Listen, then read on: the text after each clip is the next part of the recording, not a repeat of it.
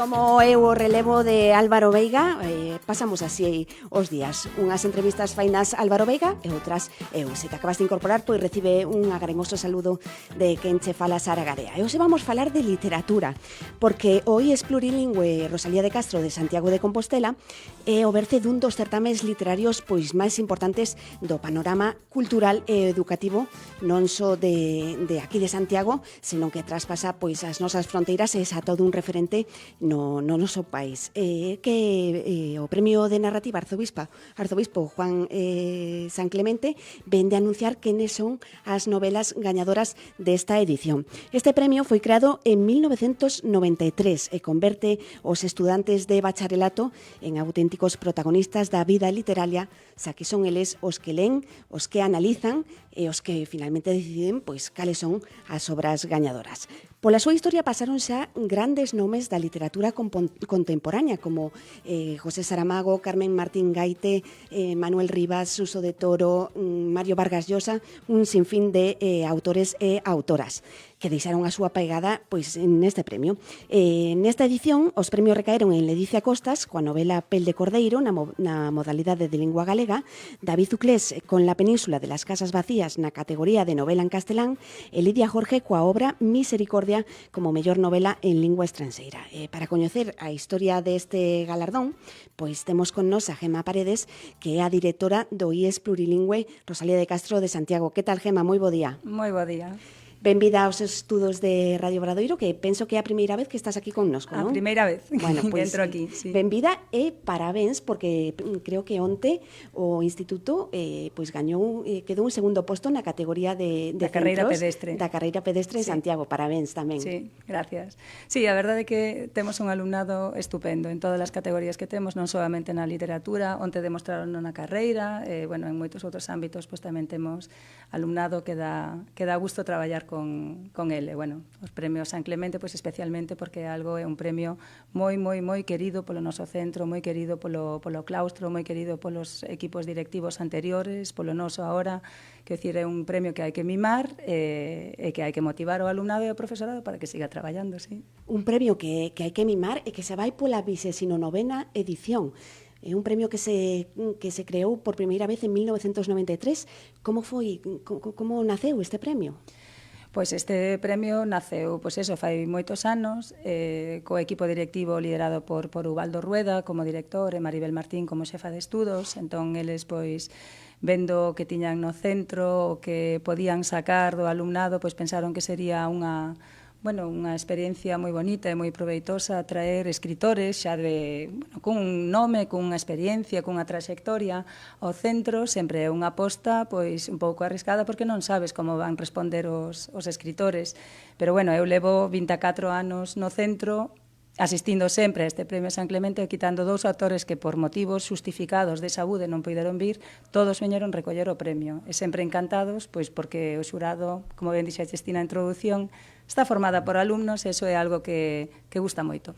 Está formado por alumnos e como viven eles e elas esta experiencia de decidir este premio? Bueno, síntense importantes. Quero dicir, o alumnado está acostumbrado nas clases de lingua e literatura, de ler, de que o profesorado lles ensine como se interpretan obras, como se fan comentarios de texto, sobre todo os de segundo de bacharelato, coñecen a literatura máis como unha materia para preparar as PAU, como facer os comentarios de texto, todo iso, ao mellor non tan querida por todos. E con un premio como este, síntense moito máis importantes porque son eles os que leen, pero que despois tamén teñen que debatir, tamén fan os seus comentarios de texto, as súas interpretacións, pero poñena en común, debáteno, e iso de decidir, de ter tamén o poder, entrecomillado, de decidir quen vai vir recoller o premio a Santiago, é algo que eles valoran moi positivamente. E non é só o alumnado do Rosalía o que está detrás deste xurado, senón que son 10 centros.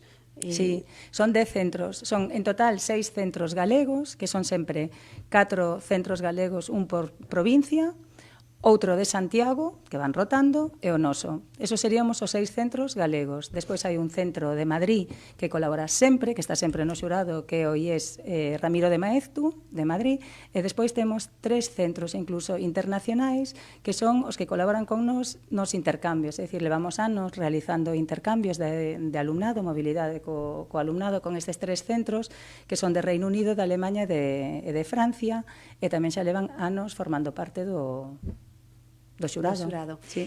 O xoves anunciabades nunha rolda de prensa as novelas gañadoras, que son en 3 categorías, lingua galega, lingua castelán e lingua estranxeira, pero hai moitísimos meses de traballo detrás, non? Como é o proceso durante todo o ano para decidir as novelas? Como é esa preselección?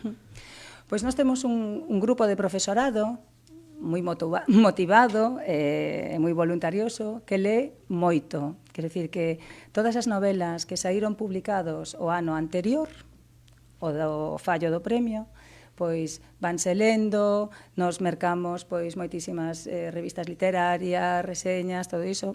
Este profesorado lee as materias, fan como unha lista de este podería ser candidato, este gústame, este ten moita calidad, este o alumnado pois podelle parecer interesante porque é completamente diferente ao que están acostumbrados a ler e tal.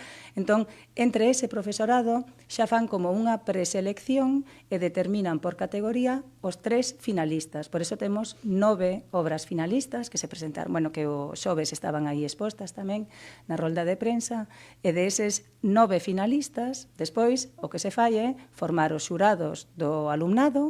A nosa coordinadora, que é Marta Gende, a coordinadora dos premios, pois establece contacto cos centros galegos que van participar nas diferentes edicións, é dicir, nesta última edición, pois os 5 centros galegos que participaron, eles fan clubs de lectura, len esas 3 obras finalistas e xa van debatindo un pouco e decidindo que 2 votos van traer o día do fallo do premio, pois coa súa decisión. Entón, os xoves xuntáronse eses xurados, os institutos internacionais enviaron os seus votos por correo, xa previamente, eu mesma coñecín o resultado na mesma rolda de prensa, é dicir, que van lendo as actas e a xustificación da súa decisión, e así é como é o proceso. E agora continuamos, porque agora hai que, fálase cos escritores e as escritoras para ver que día lles ven ben para poder celebrar o acto de entrega. E incluso eso xa se fixo desde xoves, xa temos data. Ah, sí? Xa temos data? Podemos anunciarla? Dende hoxe pola mañá. A ver, contame, que esta é unha primicia. Primicia absoluta, porque enteréme hoxe pola mañá, efectivamente. Pois a data que elixiron os 3 escritores, en principio vai ser o 21 de xaneiro de 2026. 21 de xaneiro. Sí.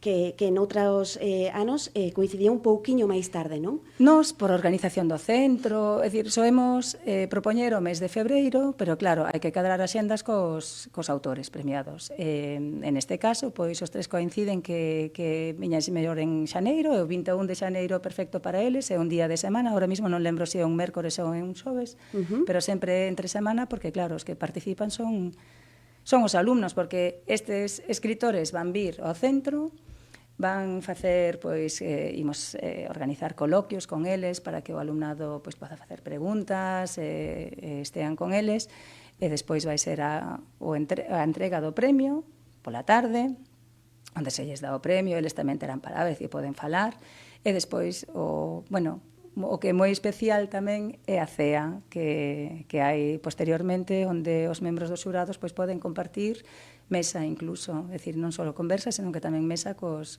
escritores premiados. Cos escritores e escritoras. Sí. É unha actividade que ademais involucra a todas as etapas, non? Tamén a secundaria e a bacharelato con distintas actividades complementarias ou paralelas que realizades ao longo dese mes de xaneiro. Sí, no momento que hai obras premiadas, propóñense nos departamentos, é dicir, como lecturas para o alumnado, pero os que máis participan son os de bacharelato, é dicir, os de segundo de bacharelato son os que están no xurado, e os alumnos e as alumnas de primeiro de bacharelato normalmente acuden, bueno, moi gustosamente ao acto e a cea despois.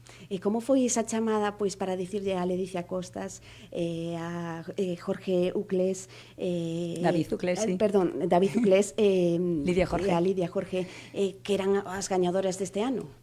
Pois, normalmente temos como dúas coordinadoras, é dicir, Marta Gende, que é a que organiza o acto e todo, establece contacto cos escritores en lingua castelá e lingua estranxeira.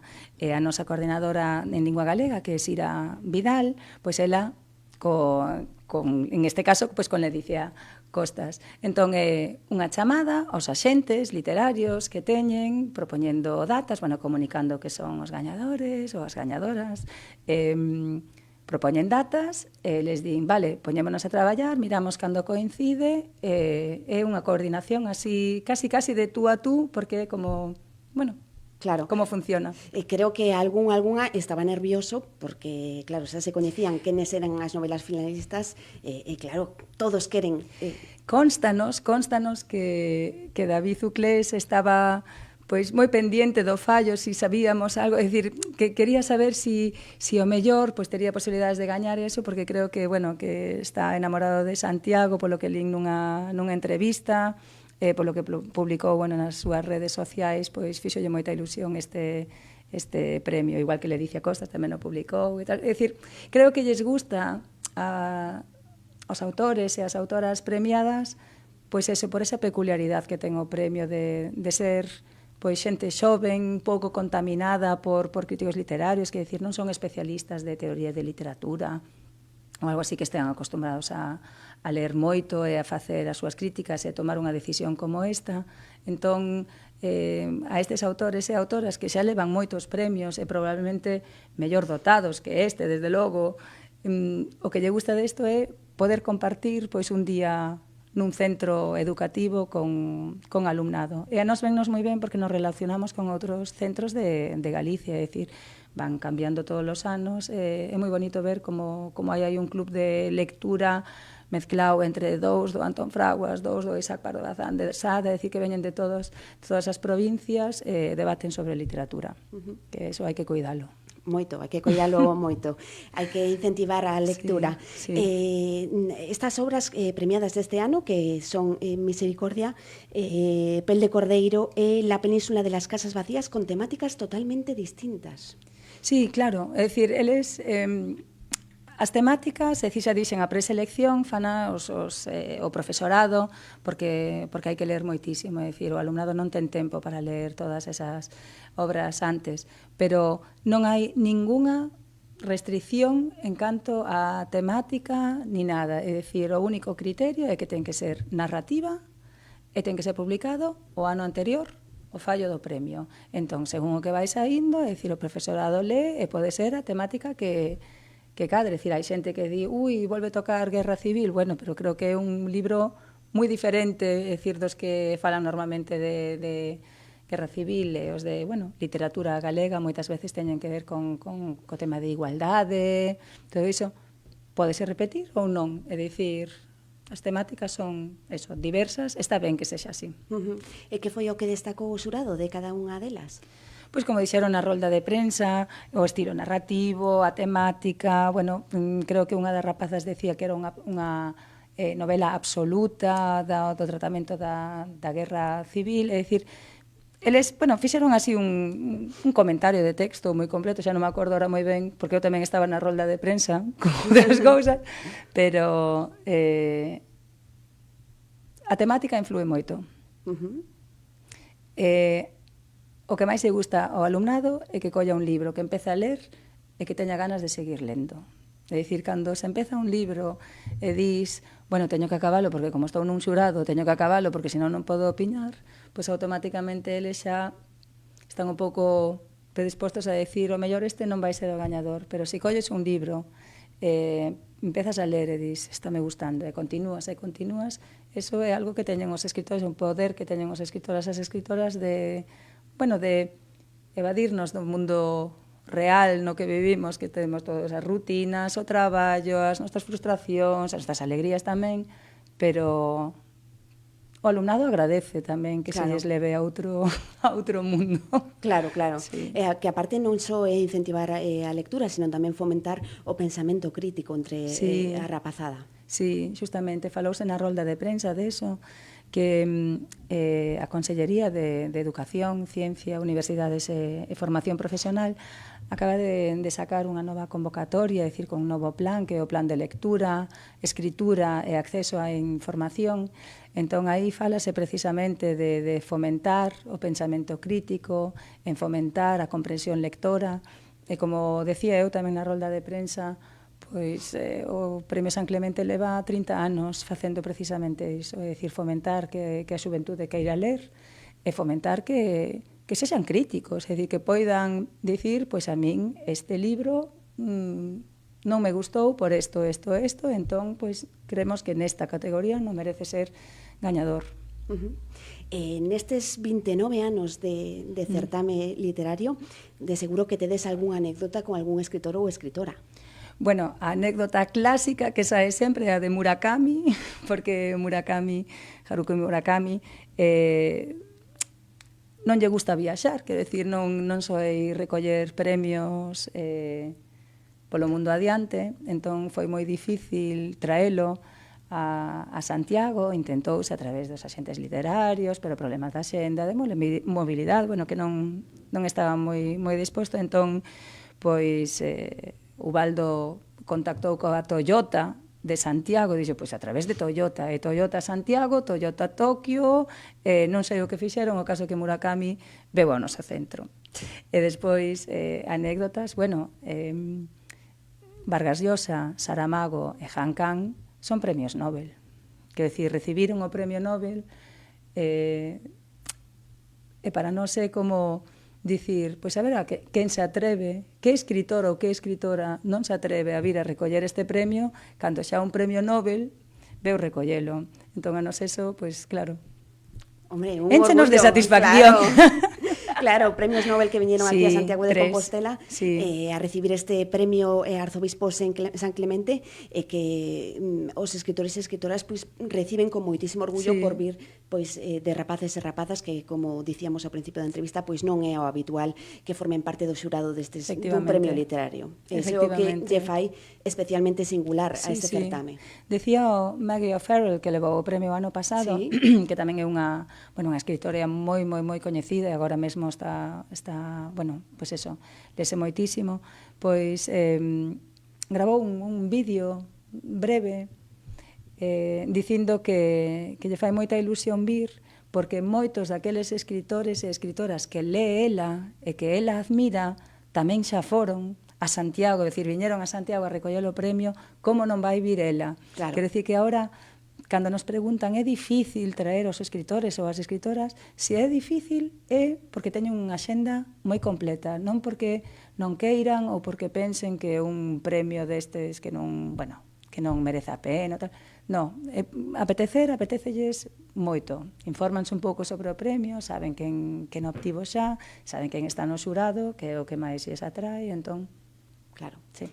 Este é a túa segunda edición á fronte da dirección do centro. Sí. Como foi esa primeira como directora? Moitos nervios, moitos nervios. Eu levo 24 anos xa no Rosalía de Castro, son profesora de alemán, e levo moitos anos no Rosalía e participando sempre no Premio San Clemente. O Premio San Clemente é como para min a cita anual de festa, é como o día da festa no instituto, participei sempre.